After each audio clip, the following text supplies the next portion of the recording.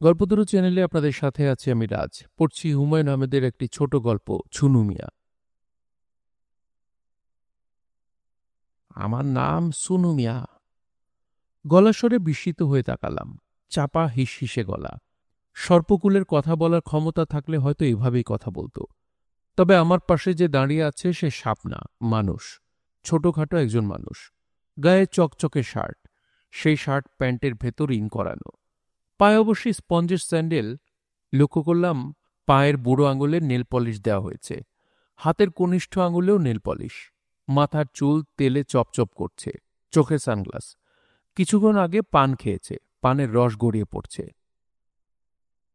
আমার জন্যে একটু খাস দিলে দোয়া করবেন স্যার। এই বলে ছুনু মিয়া আমাকে কদমবসি করতে এগিয়ে এলো। আমার পাশের চেয়ারে নীলগঞ্জ ইউনিয়ন চেয়ারম্যান গনি সাহেব বসে আছেন। তিনিও ছুনু মিয়ার মতোই ছোটখাটো মানুষ, তবে গলায় অসম্ভব জোর। তিনি প্রচণ্ড ধমক লাগালেন। খবরদার, ওনার গায়ে হাত দিবি না। খবরদার বললাম। ছুনু মিয়া হেসে ফেলল। মনে হলো ধমক খেয়ে সে বড়ই আনন্দ পাচ্ছে। গনি সাহেব আবারও ধমক দিলেন। দূরে গিয়া দাঁড়া শুনু। ছুনু একটু সরে গিয়ে তৃপ্তির হাসি হাসল। ধমক খেয়ে এত আনন্দিত হতে এর আগে কাউকে দেখিনি। সে পকেটে হাত দিয়ে রুমাল বের করে বেশ কায়দা করে মুখ মুছতে লাগল। ফুলতোলা বাহারি রুমাল। রুমালে আতর ছিল বোধহয়। চারদিক সস্তা আতরের গন্ধে ভরে গেছে। গনি সাহেব বললেন, শুনো, তুই 10 হাত দূরে গিয়া বস। চশমার ফাঁক দিয়া ওনারে দেখবার চেষ্টা করবি না। চশমার ফাঁক দিয়া দেখনের চেষ্টা করছস তো তোরে জ্যান্ত কবর দিয়ে ফেলব। উনি অতীত মানুষ। ওনার বিপদ হইলে তোর রক্ষা নাই। আমি এদের আচার আচরণ কথাবার্তা কিছুই বুঝলাম না, তবে খুব ব্যস্তও হলাম না। আমি জানি যথাসময়ে আমাকে বলা হবে। আমার সঙ্গে পরিচয় করিয়ে দেবার জন্যেই ছুনুকে আনা হয়েছে। এখন তাকে নিয়ে খানিকটা নাটক করা হচ্ছে। গ্রামের লোকজন নাটক করতে পছন্দ করে। গনি সাহেব আমার দিকে ঝুঁকে এসে বললেন, সোনু মিয়ার চোখ খুবই খারাপ। চোখে নজর লাগে। তার চোখের নজর এই অঞ্চলে বিখ্যাত। এর জন্যই কালো চশমা। ইউনিয়ন বোর্ডের খরচে কালো চশমা কিনে দেওয়া হয়েছে। তবে হারামজাদা বদের হাড্ডি চশমার ফাঁক দিয়ে দেখার চেষ্টা করে। একটু আগে আপনাদের দেখার চেষ্টা করতেছিল। সময় মতো বুঝতে পারছি বললা রক্ষা। নজর লাগা ব্যাপারটা আমার অজানা নয়, কিন্তু এই সামান্য ব্যাপারটাতে এরা এমন বিশিষ্টতা আরোপ করবে, ইউনিয়ন বোর্ডের পয়সা নজর লাগা ঠেকানোর জন্য সানগ্লাস কিনে দেওয়া হবে, তা ভাবিনি। সানগ্লাস পরিয়ে নজর লাগা ঠেকানো যায় তাও জানা ছিল না। যার নজর লাগবে বলে সবাই মনে করে সে এক ধরনের হীনমন্যতায় ভুগবে, এটাই স্বাভাবিক। ছুনু মিয়ার মধ্যে সেই রকম কিছু দেখা গেল না, বরং তাকে তার ক্ষমতায় বেশ আনন্দিত মনে হল। এদিক ওদিক তাকাচ্ছে, কিছুক্ষণ পরপর রুমালে মুখ মুছছে। গনি সাহেব বললেন, আই শুনু, স্থির হইয়া বস। অত কিসের নড়াচড়া? ছুনু মিয়া আবারও দাঁত বের করে হাসল। সবাই তার দিকে লক্ষ্য রাখছে, এটাই মনে হয় তার আনন্দের মূল কারণ। আমি তার দিকে তাকিয়ে বললাম, ছুনু নামের অর্থ কি? ছুনু মিয়া হাসি মুখে বলল, নামের অর্থ জানি না। পিতামাতা নাম রাখছিল সানোয়ার। গ্রামের লোকে ডাকে সুনু। বড় নামে ডাকতে গ্রামের লোকের কষ্ট হয়। গ্রামের লোকের জিহ্বা থাকে মোটা। আমি ছুনু মিয়ার রসিকতায় অবাক হলাম। তার চেয়ে অবাক হলাম তার গলার স্বরে। আগে যেমন সাপের গলায় কথা বলছিল, এখন তা বলছে না, স্বাভাবিক গলা। মনে হয় প্রথম পরিচয়ের সময় সাপের মতো গলা সে ইচ্ছে করেই করে। শুরুতেই ভয় দেখানোর চেষ্টা। আমি বললাম, তোমার বয়স কত ছুনু? ছুনু কিছু বলার আগে চেয়ারম্যান সাহেব বিরক্ত গলায় বললেন, স্যার, আপনি এরে তুমি কইরা বলতেছেন কেন? তুমি বলায় লাই পাইতেছে, এরে তুই কইরা বলেন। ছুনু উদাস গলায় বলল, তুই এর নিচে কিছু থাকলে হেইডা বলতে পারেন। অসুবিধা কিছু নাই। বয়স জিগাইছেন? বয়স ভালোই হইছে। অধিক বয়সে বিবাহ করেছি বইলা পোলাপান ছোট ছোট। বড় মাইয়া ক্যালাস 6-এ পড়ে। আপনাদের 10 জনের দোয়ায় সরকারি বৃত্তি পাইছে। আমি বিস্মিত হয়ে গনি সাহেবের দিকে তাকালাম। গনি সাহেব বিরক্ত গলায় বললেন, কথা সত্য। এই হারামজাদার ছেলে মেয়ে প্রত্যেকটা লেখাপড়ায় ভালো। বড় মেয়েটা তো অত্যাধিক ভালো। ময়মনসিংহ ডিস্ট্রিক্টে সেকেন্ড হয়েছে। বলেন কি? গনি সাহেব উদাস গলায় বললেন, গোবরে পদ্ম ফুল যে বলে এই জিনিস, আর কিছু না। গোবর তো না, একেবারে গুয়ের মধ্যে পদ্ম ফুল। ছুনু বলল, বেয়াদবি না নিলে একটা সিগারেট দেন স্যার, খায়া দেখি। বিড়ি টানতে টানতে কইজার কাম শেষ। আমি প্যাকেট থেকে সিগারেট বের করলাম। গনি সাহেব হাহা করে উঠলেন।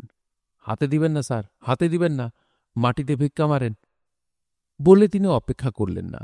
আমার হাত থেকে সিগারেট নিয়ে নিজেই ছুনুর দিকে ছুঁড়ে দিলেন। ছুনু সেই সিগারেট শূন্য থেকে লুফে নিল। গনি সাহেব বললেন, এই হারামজাদার কাছ থেকে যত দূরে থাকা যায় ততই মঙ্গল। হারামজাদার চোখ শয়তানের চোখের চোখ খারাপ। আমি বললাম, কিরকম খারাপ? গনি সাহেব অত্যন্ত উৎসাহের সঙ্গে বললেন, ধরেন একটা লকলকা লাউ গাছ। সুনু যদি সেই গাছ দেখে বলে, আহা কি সুন্দর, তা হইলে কাম সারা, ২৪ ঘণ্টার মধ্যে গাছের মৃত্যু। ছুনু আপত্তি গলায় বলল, কিছু না বললেও হয়, বলা লাগে না। আমি সন্দেহের গলায় বললাম, এটা কি পরীক্ষিত? আমার সন্দেহে গনি সাহেব আহত হলেন। ক্ষুব্ধ গলায় বললেন, অবশ্যই পরীক্ষিত। গাছপালা, গরু, ছাগল, মানুষ সবেতেই তার চোখ লাগে। ছুনু উদাস গলায় বলল, কলগজার মধ্যেও লাগে। গনি চাচা, বজলু ভাইয়ের সাইকেলের গল্পটা স্যাররে বললেন, স্যার মজা পাইব। বজলুর সাইকেলের গল্প শুনলাম। বজলু স্থানীয় প্রাইমারি স্কুলের শিক্ষক। নতুন সাইকেল কিনেছে, প্রিন্স সাইকেল। অনেকের সঙ্গে ছুনুও সাইকেল দেখতে গেল এবং ফস করে মনের ভুলে বলে বসল, জবর সাইকেল খরিদ করছেন বজলু ভাই, ইমুন সাইকেল লাখে এক। এই বলাই কাল হল। কথা শেষ হবার সঙ্গে সঙ্গে পিছনের চাকা ব্লাস্ট। শব্দ হয়েছিল দুনলা বন্দুকের গুলির মতো। গল্প শুনে বিস্মিত হবার ভঙ্গি করব কিনা বুঝতে পারছি না। আমি বিস্মিত হলে গনি সাহেব খুশি হন। তিনি গত ৩ দিন ধরে আমাকে নানানভাবে বিস্মিত করার চেষ্টা করে যাচ্ছেন। গতকাল এক গায়ক নিয়ে এসেছিলেন, যার গলা নাকি অবিকল হেমন্তের মতো, কোনো ১৯-২০ নেই। গায়কের গলা আসলেই ভালো, তবু গণ্ডগ্রামের লুঙ্গি পরা খালি গায়ের গায়কের গলায় তুমি এলে অনেক দিন পরে যেন বিনতে এলো, শুনতে ভালো লাগে না। ঝাড়া ২ ঘণ্টা হেমন্তের গান শুনলাম। গায়কের ধৈর্য যেমন অসীম, মুখস্থ গানের সংখ্যাও অসীম। গান শুনে আমি ক্লান্ত ও বিরক্ত। তারপরেও বিস্মিত অভিভূত হবার ভঙ্গি করে বলতে হল, অদ্ভুত, এরকম শুনিনি। গনি সাহেব দীর্ঘ নিঃশ্বাস ফেলে বললেন, বড়ই আফসোস, কত বড় বড় প্রতিভা পল্লীগ্রামে নষ্ট হইতেছে। কে জানে, ছুনু মিয়াও হয়তো এদের চোখে বিরাট প্রতিভা, পল্লীগ্রামে অনাদরে নষ্ট হচ্ছে। আমাকে দেখিয়ে সেই প্রতিভার খানিক স্বীকৃতিও যদি পাওয়া যায়।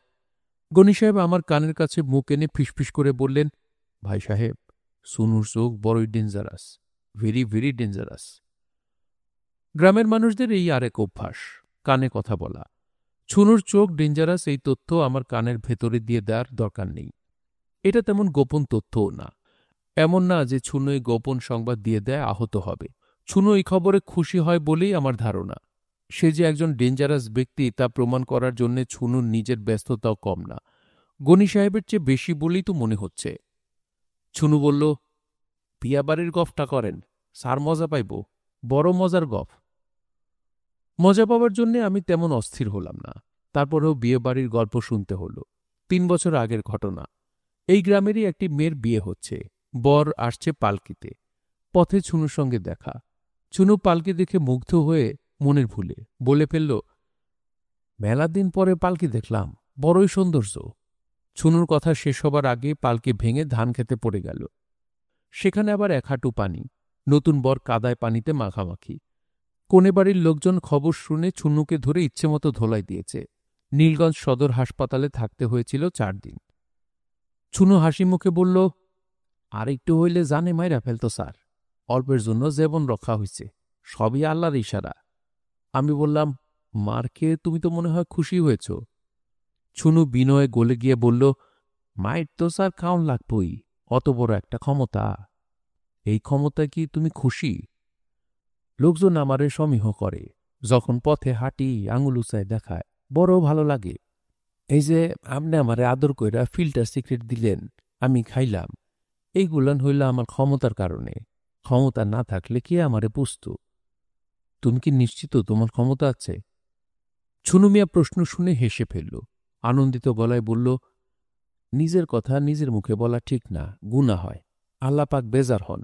১০ জনেরে জিজ্ঞেস করেন, তারা বলব। আর যদি অনুমতি দেন, তা হইলে চোখের একটা খেলা দেখায় দিমু। চোখের খেলা দেখার জন্যে আমি তেমন আগ্রহ দেখালাম না। এইসব আধিভৌতিক ব্যাপারকে প্রশ্রয় যত কম দেয়া যায় ততই ভালো। পিশাচ ও ডাইনিদের যুগ পেছনে ফেলে আমরা অনেক দূরে গিয়ে গেছি। চাঁদে মানুষ পৌঁছে গেছে, কিছুদিন পর পৌঁছবে মঙ্গল গ্রহে।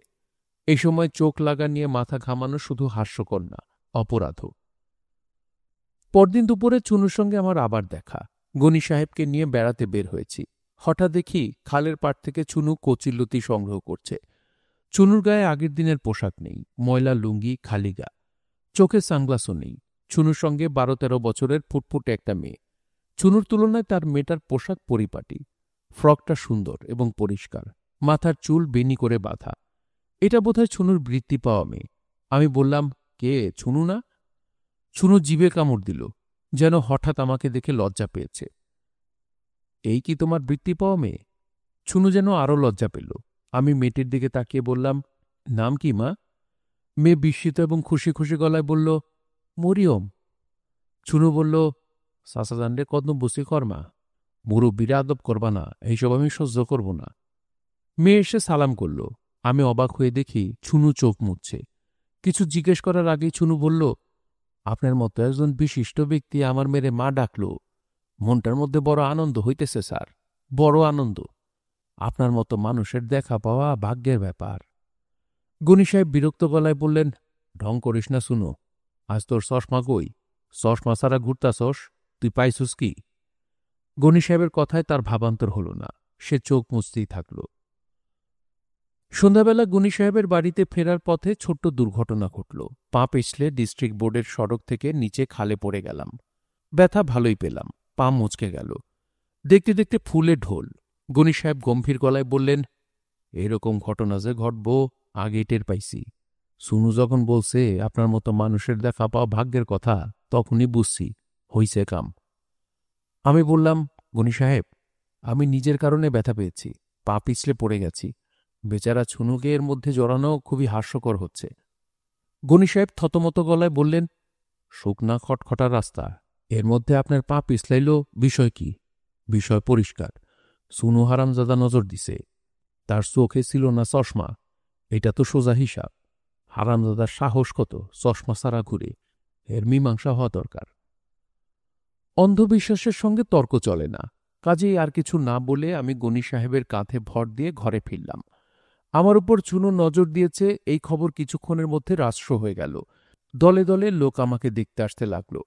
যেই আসে গনি সাহেব তার কাছে নজর লাগার প্রক্রিয়া ব্যাখ্যা করেন। আমাকে আমার ফুলে যাওয়া পা দেখাতে হয়। দর্শনার্থীরা, আহা বিদেশি মানুষটারে কি বিপদে ফেলছে বলে সমবেদনার আর্দ্র স্বর বের করে। বিশ্রী অবস্থা। রাতে খাবার সময় গনি সাহেব আমাকে জানালেন যে চুনুকে পাওয়া যাচ্ছে না, সে পলাতক। আমি বিস্মিত হয়ে বললাম, চুনু পলাতক কেন? তার নজর লাগছে সেই খবর পায়া ভাগছে। ভাগ্যা যাইব কই, চুনুর কপালে দুঃখ আছে, বেজায় দুঃখ। আমি হতভম্ব গলায় বললাম, মারধর করা হবে নাকি? দেখেন না কি বিষয়, আজ তার বাপের নাম বিস্মরণ হবে। আমি আপনার কাছে হাত জোর করে বলছি, চুনুকে কিছুই বলবেন না। আমি পুরো ব্যাপারটায় খুবই লজ্জিত, আমার লজ্জার বাড়াবেন না। গনি সাহেব উত্তর দিলেন না, গম্ভীর হয়ে রইলেন। গ্রামের মানুষ একটা তুচ্ছ ব্যাপারকে কোন পর্যায়ে নিয়ে যেতে পারে তার প্রমাণ পেলাম শেষ রাতে। ঘুমিয়েছিলাম।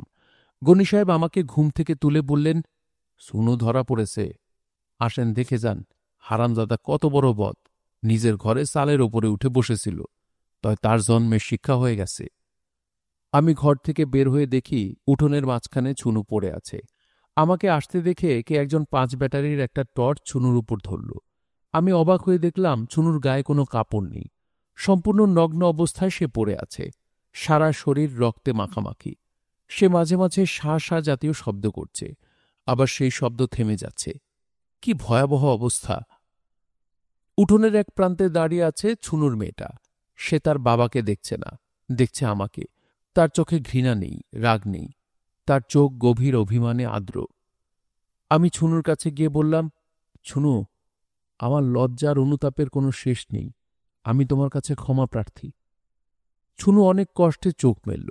আমি তার চোখে মুখে একটা আনন্দের আভা দেখলাম। সে ফিসফিস করে বলল, গরিব হইয়া জন্মাইছি, মাইর তো কপালে আছেই, স্যাররে যে ক্ষমতাটা দেখাইতে পারছি, এইটাই মনে শান্তি। আপনি জ্ঞানী মানুষ, আপনি যেটা বুঝবেন অন্য 10 জনে সেটা বুঝব না। তাছাড়া আইজের ঘটনায় নাম আরো ফাটব, এইটাও তো স্যার কম কথা না। মন্দ হোক আর ভালো হোক, একটা ক্ষমতা পাইছি, 10 জনে যদি নাই জানলো, সেই ক্ষমতা দিয়া লাভ কি? আমার একটা সার্টিফিকেট যদি লেখা দেন বড় ভালো হয়, ঘরে টানায় রাখি।